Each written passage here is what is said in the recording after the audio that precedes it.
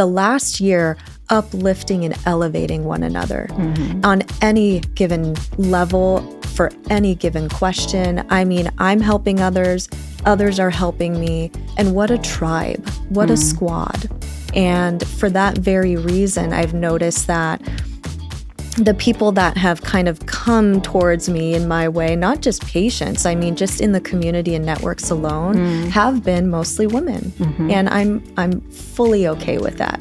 Oh, yeah. Completely. Same. Let's level up each other. Right. That's just my mantra. Welcome to Glow Up Boss, the business school for beauty entrepreneurs.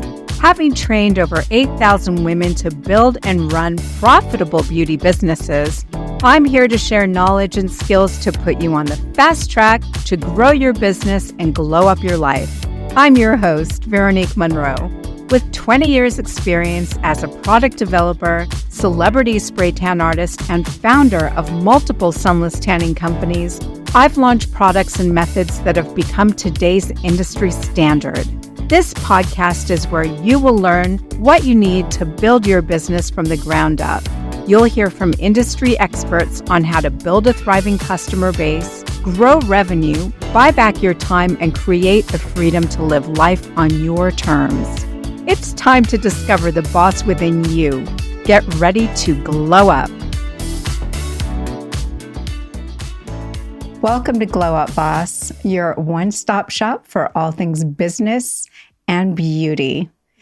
So one of the topics that I'm probably most passionate about, because it really does form the basis of how we not only operate and experience our lives, but how we operate in our business.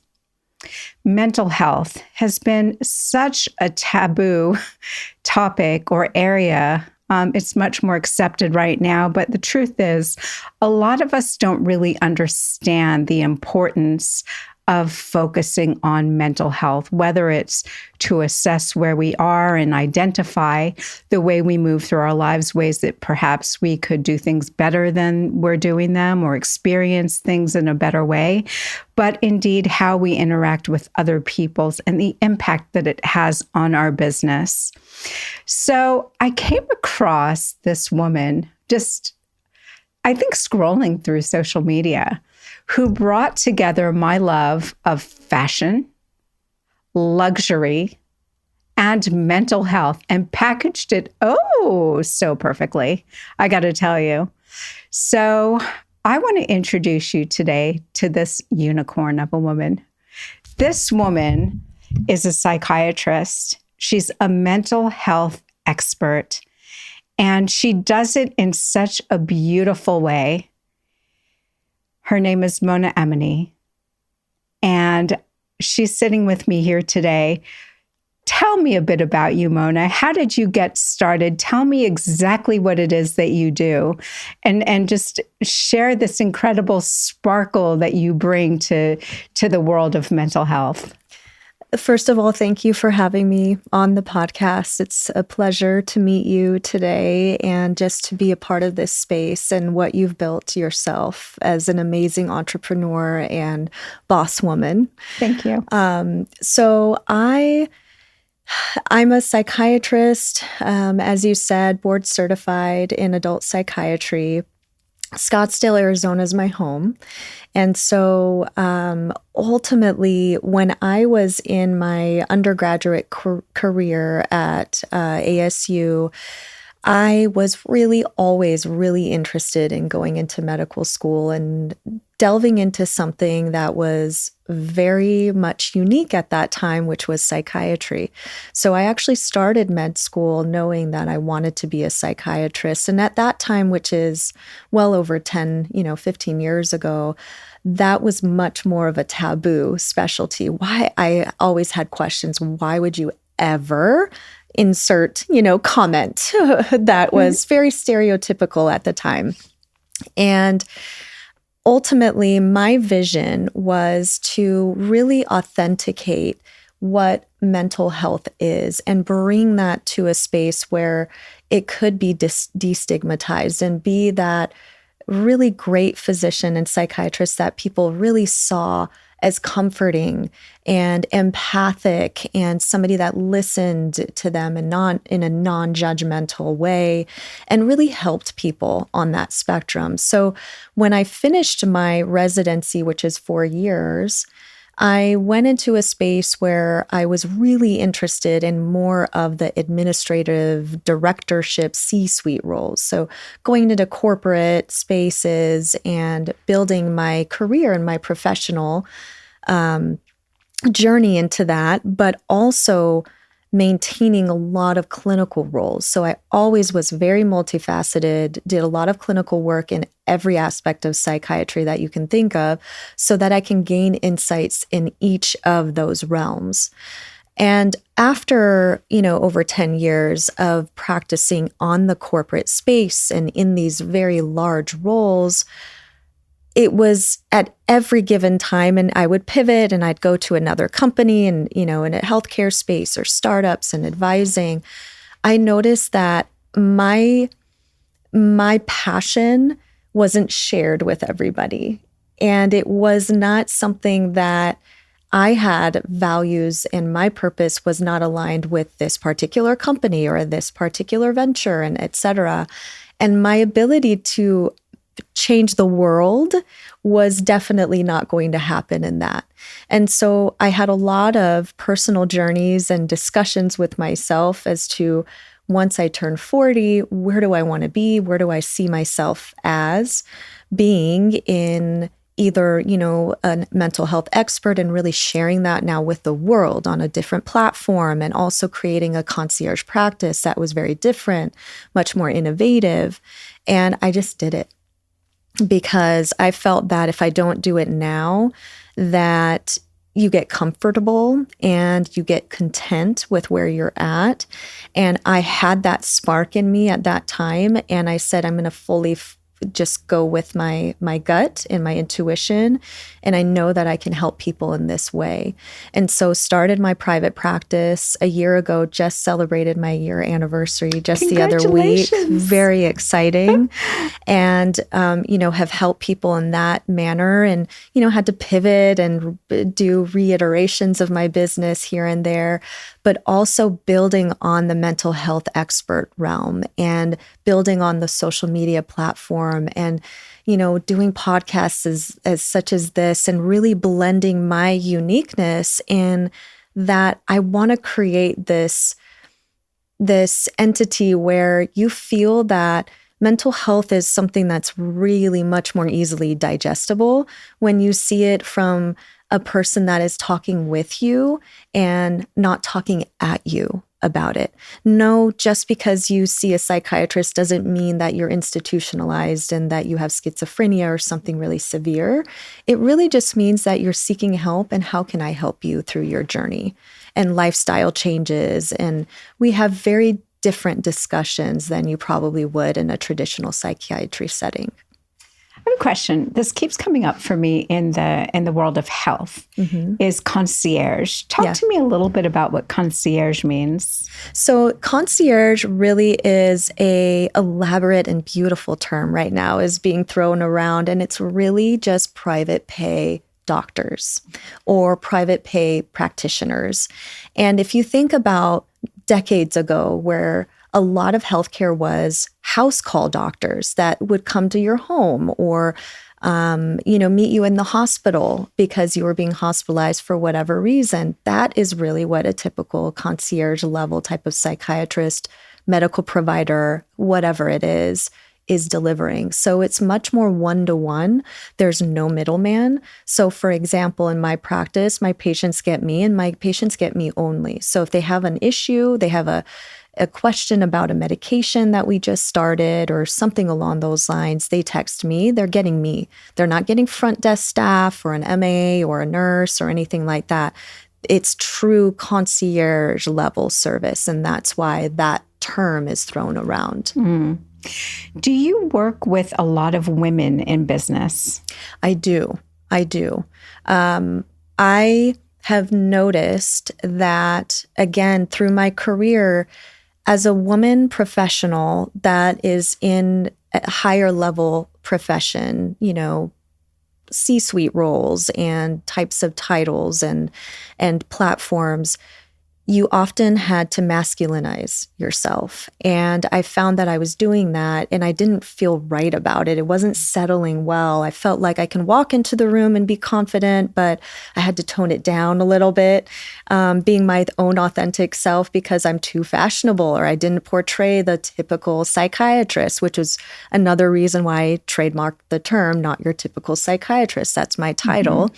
And it was after a certain amount of time, and not really until about the last year and a half, that I noticed that female professionals are the ones that I really needed around me. They were the individuals that, if I had an issue, if I had a question, that I could reach out to and just call, hey, or text, I have this going on in my business, or I have this going on in my practice. What do you think?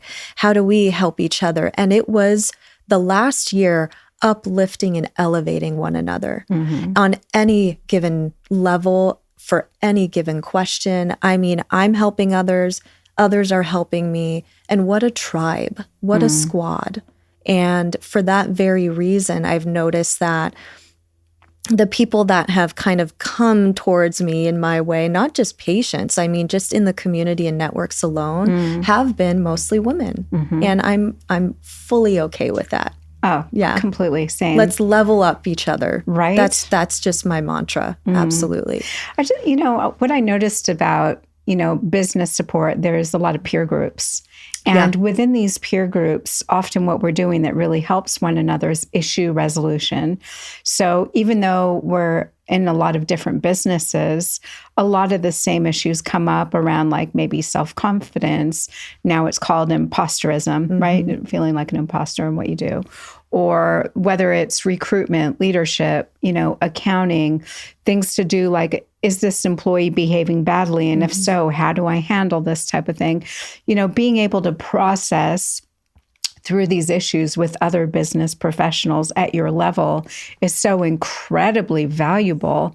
But in addition to that, there are the things that we deal with on a personal level that could be just the result of our environment. Like, for example, all of the changes politically that have been going on in the way that, it may have impacted our business or we feared could be impacting our business, or when COVID happened, knowing how and when to pivot or whether to take a step back and sort of reassess whether or not we were on the right track. All of these kind of things, I think, when I think of concierge psychiatry, I don't, like you said, think about, real mental health issues, whether it's bipolarism or whatever the issue is, but navigating our way through our everyday lives and having that support, even as an entrepreneur. That's what I think of. Like, can I say the original name of your company? Of course you can. So when I came across you for the first time, the name of your business was Mind Over Manolos. Yes. And as a Sex and the City fan, the first time I ever heard of Manolo Blahnik was on Sex and the City. And I was a fan. I felt like I had my tribe and I never had to leave the house. That was like a whole thing for me. So when I came across you and what you were doing and your connection to beauty and to pop culture and, all these things, I resonated with you right away. Right? Right. But I also started to think how amazing you would be as a resource for a woman in business, just as the trump card, the power tool to help sort of navigate the complexities of day-to-day living, whether it's in our in our psyches or in our relationships with our significant other or in our friendships or in the journey of entrepreneurship. How valuable that must be to have. I have a good number of professional women or executives, in my practice, males as well. So I don't want to say, I have a vast majority of one over the other. But I will say that because my practice is much more geared towards exactly that, it's about kind of walking you through the journey of life, because I can be that traditional psychiatrist kind of taking a look at you through a very narrow lens, and it's all about the disorder or the diagnoses. But you and I know at the end of the day, especially when you're an executive or you're an entrepreneur or any working professional, life is just an up and down Especially battle. now. Oh my gosh, right? Yeah. And it's not just having your business and then you're balanced of life. There's no work-life balance. I tell everybody this all the time. That's a facade. There's no such thing. On any given day, you're picking and choosing your battles. Where do you want to put your time and effort and love and, heart into that day? Because you can't split it 19 different ways on any given day. There's only so many hours. So what I work with everyone is more on that lifestyle wellness focus. So if you are in need of discussion on your relationship with your spouse, because that's directly impacting your business, because we know that it does, because all your time and effort and energy is through whatever is going on in the household and the discord or dysregulation that's happening. Let's focus on that. Let's get you more addressed on that side. And so put some attention into that. And how can we adjust things accordingly for yourself? How can I create a really great, confident CEO that is really feeling her boss status and dress the part and make sure that you're nutritionally getting yourself together and putting yourself together so that you can maintain that lifestyle that you want and that you anticipate and continue on that trajectory of your life personally and professionally, and help you just be focused, help you with these almost like metrics, if you will, in your mind, and change that mindset and help you deliver what you want in your life. Totally. So it's all about that. And again, there's no, I know there's a lot of different types of providers that can provide you with that same approach, business coaches, different life coaches, and, there's differences in therapy and psychiatry and everything. And I'm kind of like, I'm a one-stop shop solution. Yeah. And if you resonate with me and I can help you along the way, I am for you. But if you don't feel that, I'm right for you, I hope that you can find somebody or a group or a team that can help you with your approach to be successful. But I absolutely agree. It's a very dynamic venture and desire for somebody to want to see a therapist or a mental health provider to be on that journey with them, because there's so much variability, so much that's just thrown your way each and every day. Totally.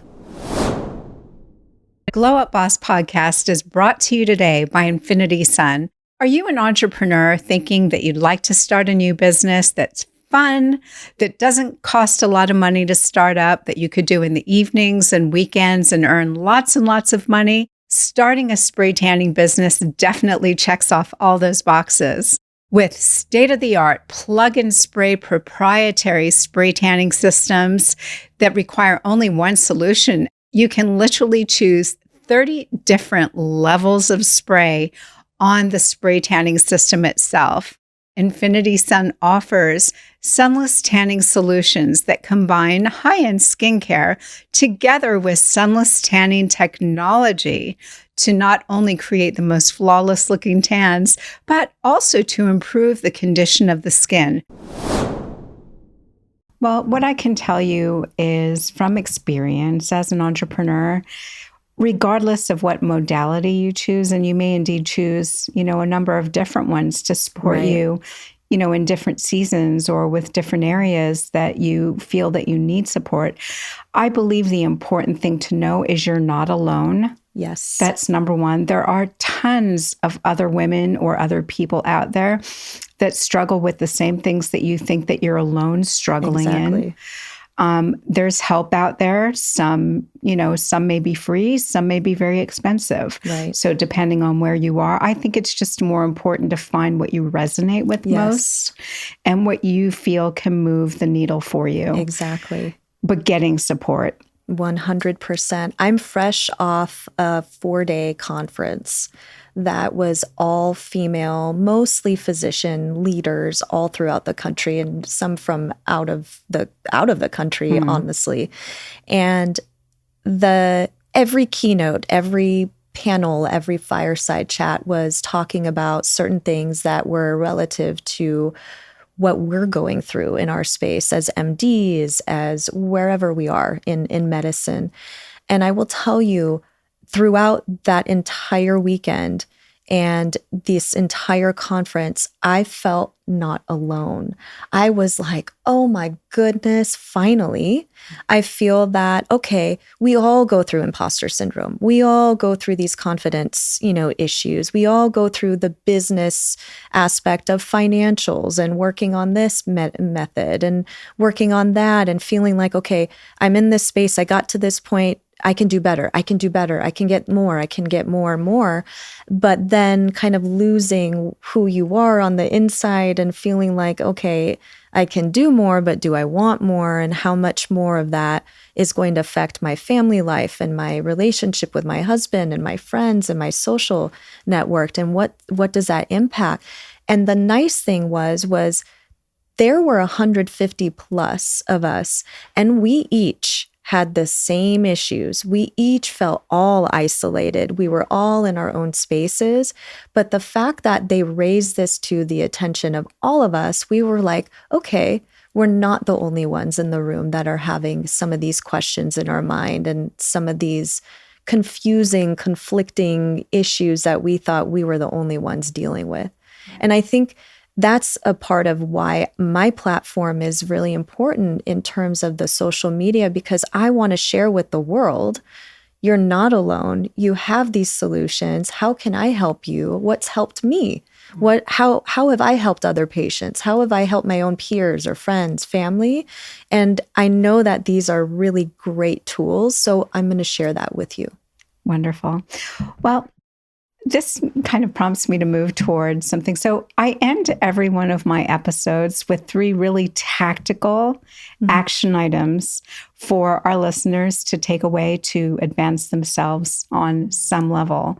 What are 3 things, tactical things, that you think our listeners can do to check in on themselves and make sure they're in a healthy space? Or if they're not, maybe different things that they could explore to put them on the right track, and just maybe something that they can do just to improve their sense of wellness? Great question. I think number 1, I liked how you had said checking in with yourself. I think that that's a really important tool that people don't use, and they don't know how to check in with themselves. And so something that is probably the most important is, how do I check in with myself? What does that even mean? So what I always have people do is do it where you're sitting alone, or, you could be in your home. It could be even in your car. If you're feeling like you're emotionally dysregulated, your heart rate is racing, or you're feeling stressed, or something's going on and you're internalizing it too much, or maybe you feel like you're externalizing it, projecting it on your kids or something like that. Sit with yourself in a space, give yourself a few minutes, and actually say it out loud. Ask yourself, how am I doing? How do I feel right now? And if your comment is immediately, I'm angry, I'm sad, I'm upset, I'm anxious, I'm stressed, whatever it is, and it's more of a negative connotation, then recognizing that is obviously the biggest first step. The number 2 step of that is, well, how am I going to regulate myself? And so depending on that emotion, whether or not it's very reactive or not, get you into like more of a deep breathing technique and utilizing some meditation. I'm always about music as therapy. Oh, yes. So if you're on my platforms, I'm always talking about music as therapy. That's the tool that I use mostly in my life. That has been, a huge pillar. Mm-hmm. So throw on some music that really makes you feel content, that really speaks to you. I'm a huge house EDM DJ type of lover, or like really heavy rap.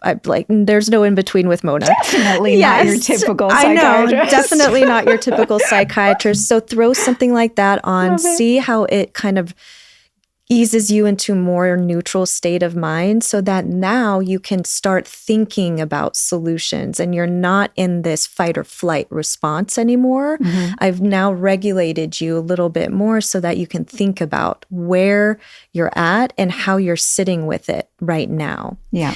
And then, the tip after that is really, if you're really struggling and you don't have a partner in crime that you can just call up and say, I need support right now, or I need your help, here's what's going on, or you feel like it's not a safe space for you to do that for whatever reason, then ask for support. Find professional support. I really am very keen on that, because that is the equivalent of like a mediator, or, you're having conflict in a divorce, for example, and somebody's trying to mediate, or, in business, you need to have a tool that is an outside entity that's like a third party that doesn't know you very well. It's not a friend or family that can help you navigate some of these these things in your journey, so that you can be successful in the future. Mm-hmm. That's phenomenal. How would someone find that sort of resource? So for mental health, just in general, there's so many places that you can look. I tend to tell people that are, very close to me, I want you to find somebody that you feel that is in your network that maybe that is seeing a therapist or a psychiatrist or a physician, and ask them how their experience has been with that person. Because if you're directly friends with them, you might resonate with that therapist as well. It is very hard to find a good connected person for yourself. It's like trial and error, unfortunately. And sometimes it's a multiple trial and error, and you feel discouraged if after the second, third visit or second, third therapist that you just did not feel confident in, you're like, I just can't do this anymore. I've had numerous patients that have felt like I've never felt so secure with a psychiatrist until, they step through my doors, because it's a very different experience.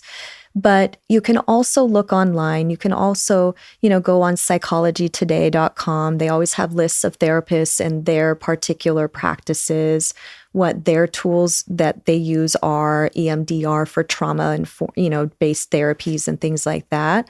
But you also have the capability to ultimately, ask within your network, and you might meet people that are mental health providers as well. Just, it's again, trial and error. See who you could resonate with, look them up, see their reviews if they have very many, and just go from there. There are thousands of homeless dogs in the pounds and shelters and running all over the streets, and not enough people out there to help them. Sprays for Strays is a fundraising organization that raises money through the sunless tanning and beauty industry to help all the rescues all over the United States of America pull the dogs out of the pounds and shelters, get them vetted, get their vaccinations, get them spayed and neutered, help with any sort of behavioral issues, and help to get them into their forever homes. Go to spraysforstrays.com and become a member, or donate. Every little bit of support helps. Thank you to our sponsor, Sprays for Strays, for helping to save the lives of dogs, one spray tan at a time. What do you think of those platforms like BetterHelp? Do you think that those have qualified enough professionals? So it's something that is a little bit of an issue that I have with just online platforms in general. I will say that a lot of those telehealth companies or teletherapy companies are employing independent contractors. And so these are individuals that might have their own practice, and this is, they're something that they're doing on the side. I am somewhat of a fan of, significant platforms that are actually delivering good quality of care, because they're peer reviewed. They actually are tracking the quality and measures for if the patients are actually benefiting from this. Are they improving in their PHQ-9 scores, which is like a questionnaire that patients fill out about their depression, for example. So if they started out really severe and then over time their depression scores actually reduce, then we're getting somewhere, right? But I don't see that a lot happening with a lot of the platforms. Mm-hmm. And my concern is that not only is the connection not really maintained, but if you have independent contractors at any given time, they can leave. And you might have really clicked with somebody for your 6 sessions, but then they're gone. And then so now you have to reset with somebody. You didn't really get to pick or choose necessarily who it was because you don't know them. They're not necessarily vetted. And then you're kind of resetting everything all over again. And unfortunately, that's the case with a lot of them. Mm-hmm. Well, that's difficult, especially if you have abandonment issues. And a lot of people do. So, that's the reason why I'm kind of like, for those specific issues or symptoms or behaviors, I'd much rather you find somebody that is local, that even if, like, for example, I have hybrid models. So if you come and see me in the office, wonderful. My initial intake is in the office, 90 minutes at minimum, you're spending time with me. And then from there, if you want to do virtual, I'm open to that. But majority of my patients like coming to my office. And I've noticed that because it's just more aesthetically pleasing. It's not your typical psychiatrist's office. It's really great. But the virtual nature is capable for those people that might be traveling, they're on work conferences, they're in a meeting or something like that, out of state, or, they're stuck in their office. I can still meet you where you're at. Mm-hmm. So that's great, but I'm preventing that like disconnection, and all we're doing is virtual care. Mm-hmm. I think in psychiatry, it's great for those that may not have a psychiatrist locally, and they don't really have a choice. Mm-hmm. But ultimately, the human body, the in-person connection, really, there's no substitution for it. Awesome. Yeah. Well, Mona, I've so enjoyed talking to you. And thank you. Likewise. I'm sure my listeners have gotten so much from this conversation. I know I have. I will end on this note, and I think this is really important for our listeners to understand. So I've been in and out of therapy my entire life for a number of different issues, and definitely not within the scope of this podcast to talk about. But what I do want to say is that I remember going from therapist to therapist, looking for someone who could help me deal with the issues that I was experiencing at the time, and feeling like some helped, some didn't, some actually made things worse. And then one day I found a therapist that really got me. And she moved the needle in 2 sessions that took 5 years for someone else to achieve and never achieved. So if you're out there and you're struggling with depression, if you're struggling with any sort of trauma-related issues, abandonment issues, whatever it is, and you've sought help for yourself and still don't feel like you've found the help that you need, I just want to tell you, keep trying. Keep trying, because there is someone out there that you're going to click with that's really going to help you through it. So don't give up. Keep your eye on the prize, and the prize is, a life that you can create for yourself that you're going to love waking up to every single day. And that's what I want for every single one of you out there. So beautifully said. Thank you, Mona. Beautifully said. Congratulations for finding that therapist.